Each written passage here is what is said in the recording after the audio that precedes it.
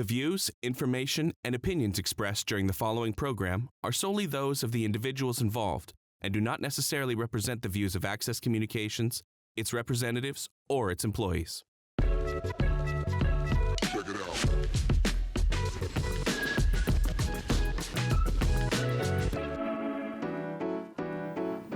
Boom! You know what? And we're back again. My name is Brad Bellegarde. You're on RezX TV. And like I asked last week, this is Jada Yee. And I'm Tyrane. And we're watching RezX TV, which is a lifestyle show for everyone. That's you. You actually my favorite vowel, you know what I mean? Jada, thanks for coming back. I just want to mention this is like, so we mentioned TCOB last week. And it actually like Elvis has a connection to it. And this shirt that he's wearing, Elvis, I asked him to wear it again just because it's such a dope shirt, man. Thanks, man. You know, it's like Elvis was not Indigenous, but I'm sure he hung around with a couple Indigenous people. I'm sure he hung out with some cousins. Oh, probably had some aunties as well. Totally a couple. Yeah. You know, and speaking of Elvis and then Vegas and stuff, you just told me this past week that you're gonna be going out in Vegas. What for? Oh, WrestleMania. Yeah, I'm going to WrestleMania. Boom. Yes, I'm a huge wrestling fan, me and my brother, and it's been a lifelong goal, just a big dream, and so we said, let's do it. And so we're going to Vegas for WrestleMania, and we're going on there for probably almost a week. Well, that's super exciting, especially since it's John Cena's last year, so you're getting to see him, but you won't. Exactly, yeah. Speaking of John Cena, so he actually came out with like a CD, hey, rap CD. Yeah. Do you know what CDs are, Ty? I've heard of them, but... Okay, the CD is a compact disc. And then John Cena came out with a CD. Yep. And I knew that he'd do these raps on WrestleMania. You know, like in wrestling, he'd come out, he'd bust a rhyme and stuff like that. So I was in a store that's not around no more. Do you remember any CD stores there, Ty? Barely, like... Barely CD? Not even. Okay, so I was in HMV and I seen John Cena. I was in Calgary. I'm like, John Cena, he's got like the belt on and everything. And so I take a look at it. I'm like, oh, produced by who? By Jake One, produced by Eli, he's got Freddie Fox on there, who was with Gangstar. Oh, nice. He's got really dope artists on there, like really underground artists. So I had to buy it. Like, I don't buy CDs. I would usually like just get my friends to buy them, and then I just borrow it and make a mixtape. But this time I bought the CD, and as soon as it drops, it's like it catches you. I'm like, and his rhymes are dope, you know, like. But he started as a rapper before he became, because he's from Boston and there's dope rappers out of Boston, you know, but he started as a rapper and his goal was to be a rapper. But and then he just somehow became a wrestler along the way? Well, he was a football player, I think, or something like that, but he was good at fighting, so. But yeah, so he just thought he'd take it, that'd be his gimmick, and he's one of the few wrestlers, I think, that got to utilize one of his skills as like his gimmick, not like Goldust. You know? Oh man, I love Goldust. I know, yeah. What was his dad's name? Dusty Rhodes. Yeah, totally. Dusty Rhodes. And the current champion, Cody Rhodes, is his brother. Totally, is it? Yeah, I'm a nerd. You can tell. I got Darth Vader Star Wars tattoos, and so. Yeah. Speaking of Darth Vader, do you remember Vader from wrestling? Vader time. Vader time. Dude, that's awesome. Yeah. You know what? R.I.P. Vader, yes. I was super happy that you came back to kick it. You know, we'll talk a little bit more about wrestling, like how growing up. That's cool that you know wrestlers. My brother's, he's really into wrestling right now. He's super into the Dominic Mysterio, Rhea Ripley. Yeah, Dirty Dom. Yeah, exactly. That's awesome. So that's kind of why I got the haircut I do now. There you Dirty go. Dom inspired. So. Nice. Yeah. Don't tell Jen from No Swim. But you know what? Before we get back to chatting it with you, we're gonna take a trip. You're Lakota. I'm Nakota. You're relative. I'm Cree. You're Cree. Yeah. So all together, we're gonna take it to back in the day they had trading posts. So we're gonna be taking a look at Broken Arrow Trading Post, just outside of Pheasant Rump, from a small town that's surrounded, because we know reserves and towns go together. You know, that's reconciliation. So we're going to take a look at the Trading Post, and we'll be back here on RezX TV with Jada Yee and Tyrane. And I'm Brad Bellegarde.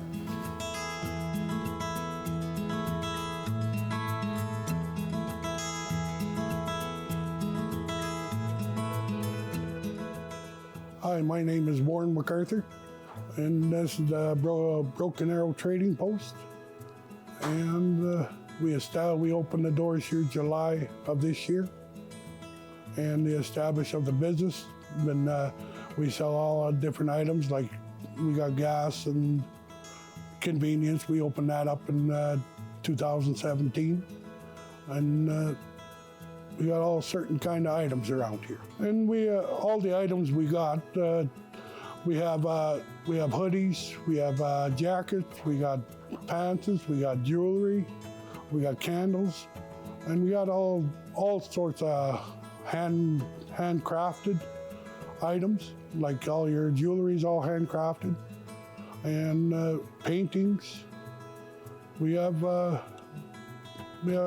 quite a bit of items. If you want to come on down, have a look. We got all the ladies that come in from the area that do handcrafted jewelry, necklaces, earrings, and dream catchers. They're all handmade, and moccasins. And they also do some handcraft mitts, gloves. Hi there, my name is Deanna Haywahay. I'm from Pheasant Rump Nakota First Nation. My family opened up, my uncle and my cousin, they opened up the Good Feather Trading Post here in June of 2024. I'm a crafter, one of the many vendors or the many crafters here that have all of their local, the crafts that they make or that they sell in the store. I make the dream catchers. I've been doing the craft for about 7 years. My mom taught me, I'm thinking about 10 years ago. And the way she taught me was on the red willow branch, and we taught kids in Saskatoon. Since then, I've picked up the craft on my own. I have pretty much every different kind of leather. I do make with sinew. And then I make them with a lot of meaning. There's a lot that I make with the 4 directions. What else do I do? The Tree of Life, 4 directions. And all of the stones that I have with them are made with gemstones. So like what I believe, or what was taught to me, was that the gemstones are from the earth and that they have been here before humans, so that they have a lot of wisdom and knowledge. So I like to incorporate that with all of my dream catchers. And then when I sell them, or before I sell them, or before I give them to the store to sell, I smudge them so that they go out to the customers and to the world with really good intentions and really good vibes, that they can have great dreams for their family. They're really great as gifts. And then everything that we sell here is made here. So we have everything, all of the crafters here are from Pheasant Rump or from surrounding nations. We have Ocean Man that's over here and White Bear that's over here. So everything, my mom's, all of her beadwork is here. Behind me, we have this mural that was done by a Manitoba artist. His name is Jeff Moonias. The way that he did this is he does it by memory, so he doesn't even look at a picture or anything.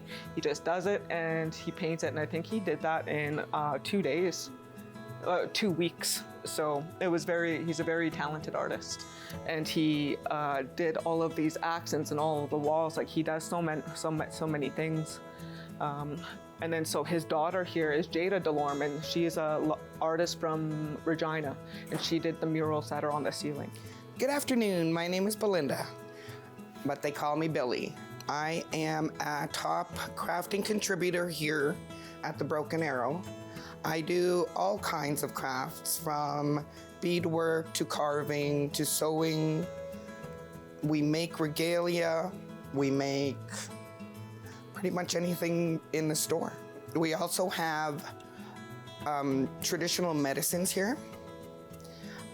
We do all kinds of different crafting for the, traditional crafts, like this roach. This is for probably a toddler.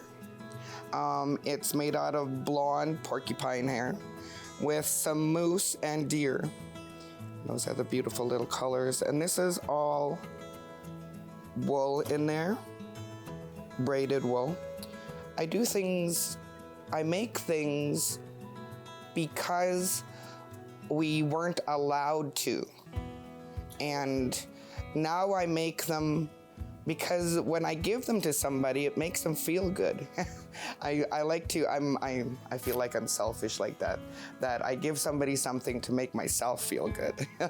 But I do make traditional things because we weren't allowed to, and now that, now I want to be able to pass down traditions that we weren't allowed to practice. So I taught myself how to bead, and I've taught myself pretty much everything else that I know how to do. And in return, I also have been teaching my sisters and my nieces and pretty much anybody who wants to learn. We'll be getting in more moccasins. We do have baby moccasins now, but we'll be getting in adult ones. It's just finding the time to make them. So yes, so come on down, come and visit. We are 2 hours from Regina and half an hour from Carlisle. We're also really close to the border. So come on, Americans.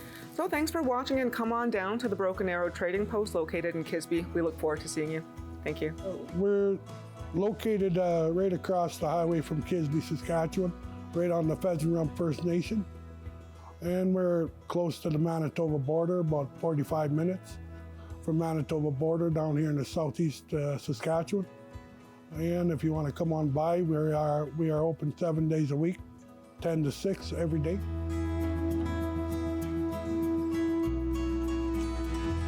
Man, that looked like such an awesome place. You know, Broken Arrow Trading Post. When you're coming back from anywhere alongside, go check it out. You know, that beadwork, that ribbon. They had like a whole bunch of Indigenous art stuff. It reminds me of like when you started beading back in the day, and then it took you this long to bead this for me. No, that's awesome. Check it out. They have a Facebook page. Go check it out. You want to like take a look down. You know what's really cool is like that's exactly what we were talking about last week when you were talking about empowering Indigenous businesses and procurement and like getting that out there. You know, and thinking of like where you are now as a business owner and stuff. I just got to ask you, it's like for there's high school students out there right now, like grade 11, grade 12, and like. A lot of people are starting to go into entrepreneurship. Yeah. A lot of people we know, we've seen, they're all entrepreneurs. Yeah, what is some advice to somebody who's been food and beverage, where else, Ty? Food and beverage, he's like slaughter attendant, like all this. He's like, he's been all around. It's like, it's like, totally. It's like you're a walking casino like commercial right now. Well, what is some advice you would give to like high school students that are looking at like wanting to become their own boss, or what you tell them to learn? Like Ty, for example. Oh, well, that's, I think a couple things is do what you're passionate about, and then learn how to make money from it, right? And I think a lot of people, but when you enter into a business, think about the industry you're going to go into, and then ask yourself, how are you going to compete in that industry? And I think from there, right, a lot of people say, well, I don't know what to do, and as an entrepreneur, you build the ship as you fly. Right, and that's what really entrepreneurship is all about, right? And I think you're learning, you're changing, you're adapting. It's just this constant evolving things where you think you're doing great, it's going to be awesome, and then something happens and you crash, and it's like, okay, all right, so let's pick myself back up and let's kind of learn again, and it's not going to be. It's a very long, bumpy road, but it's worth it. Is it okay to fail? 100%. That's where you learn the most. When I talk to youth, I don't talk about my successes. I talk about my failures, because that's where I learn the most about myself is in my failures, right? Well, how do you maintain that passion when you're trying to commodify what you're passionate about? How do I maintain the like for example, I'm passionate about writing and poetry, but when I think about trying to make money with it, that kind of takes out a little bit of my gusto for the art. Monetizing exactly. like your passion. Mm-hmm. Like, how do you maintain that drive when you're trying to make money off of your art? I think it really goes back to what's your goals, right? So maybe it's not, you don't want to make $1 million. Yeah. But you want to make do with paying your rent, right? So you look at ways to say, okay, well, how can I diversify? I want to get noticed as an artist, right? So how can you use social media as a platform? How can you get your name out there as an artist to get people to recognize? And I think, say, listen, I can just go on TikTok and get like, a couple of thousands of followers, and that's good enough for me because it pays my rent for all the views, right? And so I think it just goes back to ask yourself as to what goals do you want? What's the end goal for your business, right? Because some people want to be millionaires, and some people just say, I don't want that. I want impact, or I want just enough, right? And that's fine, right? I think the main goal is, as entrepreneurs, you are working for yourself. Yeah. Right? Yeah. And that's really, if you think of it as Indigenous people, that's in our DNA, right? We Indigenous people are the original entrepreneurs of Canada. Oh yeah, with the fur trade. traders. Exactly. Right? That's why I got the Red River cart there still, because it's like the original traders, hustlers, and like barterers. It's like this for that, this for that. It's like favor for favor, and you actually do see that on shows that I was like Billy and stuff. Okay, well, you owe me this favor, you owe me that favor. It's like favor for favor, but that's right. That's a pretty great way to look at it. Is like find passion. What is? I was asking myself this, Ty. It's like, what is success to you? Yeah. Success to some people, it is like making like millions and millions. Some people's success is actually having a healthy family. Some people's success is actually just being happy. Yeah. It's like, but if you can find that, hey, that niche. So I guess going back to those high school students, like, find that, and also find a passion. Yeah, and just be concerned about your own growth. I think a lot of people, a lot of youth can try to, social media, you see all this. It's so tough nowadays. It's so easy to compare yourself to everyone. And don't, right? And I'll be honest with you, like, that's where a long time I try to do that, right? Where it's like, well, how come they're successful, I'm not, right? And I just let it go. And I just said, no, I'm just gonna focus on myself. Can I can I improve myself 1% by each day? I can do that. And I just focus on my own growth. Right, and I don't pay attention to the naysayers. Right, people are going to have my opinions. I know that I'm not everyone's cup of tea, and I'm okay with that. I can look myself in the mirror and say I'm good. What was the thing that kind of made you so confident in yourself? I wouldn't say it was a buildup, but really I would say it goes back to First Nations University, and there's a very special elder, the late Ken Goodwill. When I asked him about failing and looking foolish, and he just said, don't think about failure. Don't think about it. Don't give it life. Just do it, right? And be happy, right? And if you fail, he goes, you succeed or you learn. That's it. That's what life is all about. And I took that and I was like, that is such a smart thing to do, right? And from that moment, I just let go of everything. I let go of like the fear of failing, right? Because I was like, no, like if I succeed, that's great. But also, if I don't, I'll learn. I become better. But it's, I think the key thing is in those moments, learn how to do better. Because a lot of people don't. A lot of people will dwell and say, okay, I didn't do this, or they start to blame others, right? Look at it and say, how can I do better? And come back stronger. It's about getting knocked down, getting back up, right? You get knocked down 5 times, get back up 6, right? Yeah, it's like I always like tell youth, I'm like, don't worry about what people have on social media. It's like they're all putting their best, the all best of it is fake stuff. Absolutely. So it's like I was off social media for so long. And then I went back on, and the first thing I posted was like, "Hey, is this still a place where people can actually like brag about how deadly they are and pat themselves on the back and try to be humble?" Yeah, pretty much. Speaking of that, it's like finding a passion. Now, tell me about when did you discover your passion to go into drag competitions? Okay, break it down. Okay, break it down for Ty and all the viewers. Okay, what was this? This is a fundraiser, though. Yes, and so I was approached. There's a very special place that's very near and dear. They're called Lulu's Lodge. Okay, yes. And so Lulu's Lodge is a transition home for Two-Spirit LGBTQ youth that are basically, that have been displaced because of who they authentically are.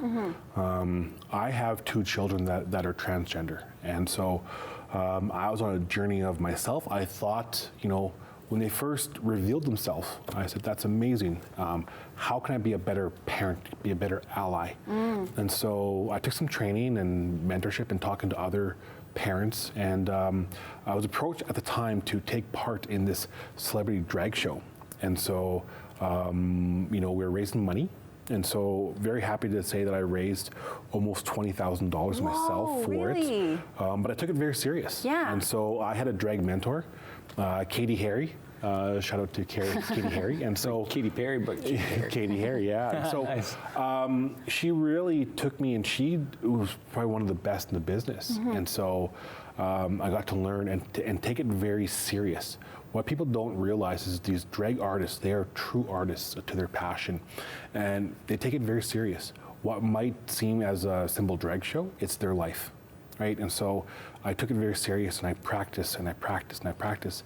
And so when I did my very first drag show, I flipped the script on everyone. And so everyone thought I was going to be doing this Lady Gaga. Yeah. I didn't. I actually came out and had a slideshow of, at the time, with the permission of my oldest, we did a story about how when she was born a male and how she transitioned to a female. And I had that whole throughout her entire life. But I wanted to show just the love between a parent and a child. That's it. Oh, that's gorgeous. And I did it to Cyndi Lauper True Colors. And so I had like a standing ovation. People were just bawling. And I made an impact. But for me, raising money is great, but equally is raising awareness and educating people, because education breaks down walls. And so, and they asked me to come back a couple times, and I'm very happy to say that I'm very proud to be a straight drag queen, because it helps educate. My name is China Be Deadly. Oh, that's so awesome! Or that's so deadly. That's deadly. Oh, that's awesome. Yes, but I love it, and I definitely, I performed. I was in the Pride Parade last year. So honored to be a part of that, and people knew my name. Yeah. They're calling me China, and I just felt like a rock star. And then that night, I took part in the Pride drag show, which I loved. I want to do more drag. I want to do more raising of funds for Lulu's Lodge. And so, that community has been so welcoming to me, and so I'm just so thankful. And whenever I'm on boards or whenever I speak, I want to talk about them, right? Because I think if you look at government policies, right, it's not so friendly to trans, and so I need to advocate, right? And because I'm sticking up for my children and all children. And so I'm very proud about that. Yeah, well, that's very inspiring, not only to see a father who is so passionate about their children, but passionate about LGBTQ issues for all people, because I think like in all communities, but in the Indigenous community, there's still some barriers there. Absolutely. And it's hard when you don't see a lot of straight cis males being dispassionate about it and being such an advocate and ally, because we really need those in spaces where LGBTQ voices typically aren't. I agree. Yeah. And I think it just takes a person like me and my platform, as the Citizen of the Year, to show how truly I am representing all communities. Yeah. And so I got no problem saying, yes, I am a drag queen, and I'm straight, but I'm proud. Yeah, right? no, that's awesome. And I'm deadly. That's what you're saying. And I'm deadly. And I really hope to, and I have, I will say at the last drag show, there's a lot of straight men that came because I was there. And they said, we don't know what to expect. And I said, you can expect to have fun. Well, you're introducing people to a whole brand new loving world that a lot of people are afraid to go and check these things out. Yeah. So you're opening doors for many people, and I think that's so amazing. Yeah, it's fun. So awesome. So when you speak of that, then it's like, first off, bro, right on, man. I'm proud of you. It's like when we reach this age that we're at, it's kind of like people recognize you, It's like, and it's going to happen to you, Ty. People are going to recognize you just like they recognize your mom or your dad when they go, like getting awards and stuff. That's secondary. That's like at the bottom of the, because really when we started it's like really we just wanted a job to go and fulfill our let's go to Checkers Day or something like that, you know.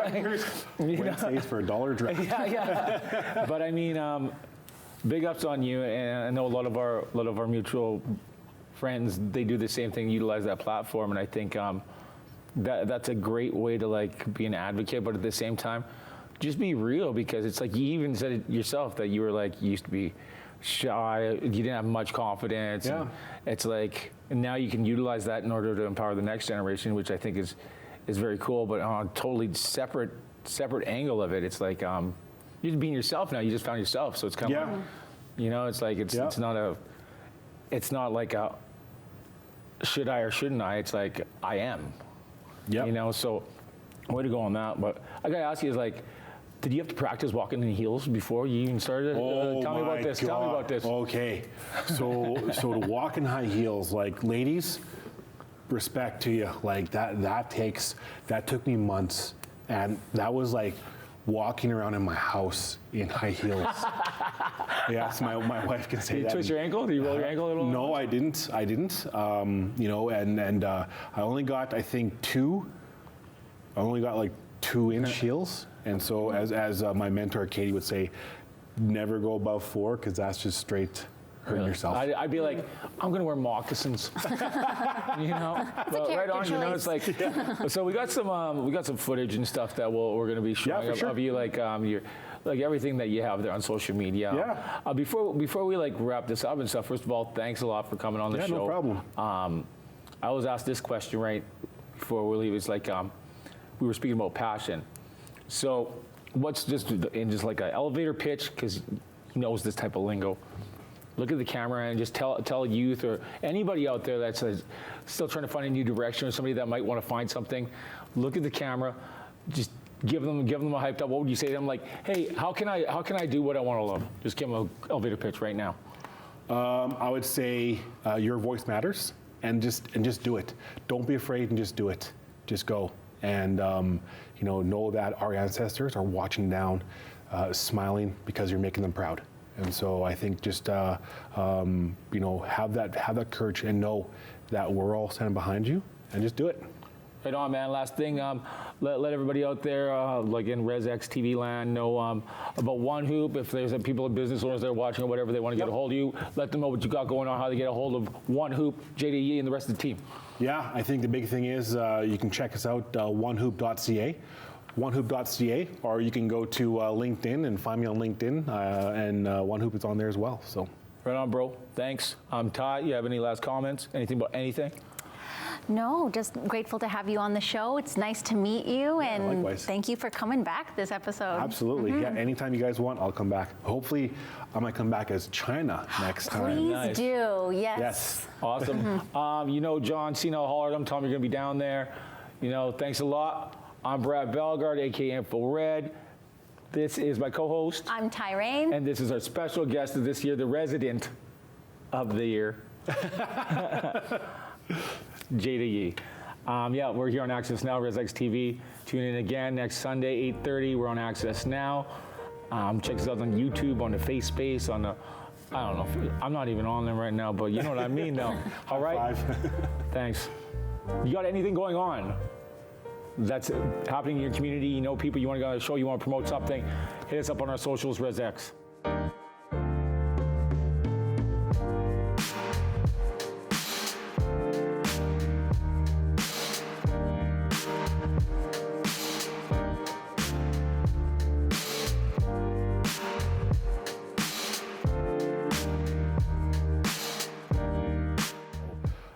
I got to learn and take it very serious. What people don't realize is these drag artists, they are true artists to their passion, and they take it very serious. What might seem as a simple drag show, it's their life, right? And so I took it very serious, and I practiced and I practiced and I practiced. And so when I did my very first drag show, If you'd like to share your feedback on the program you just watched, contact us today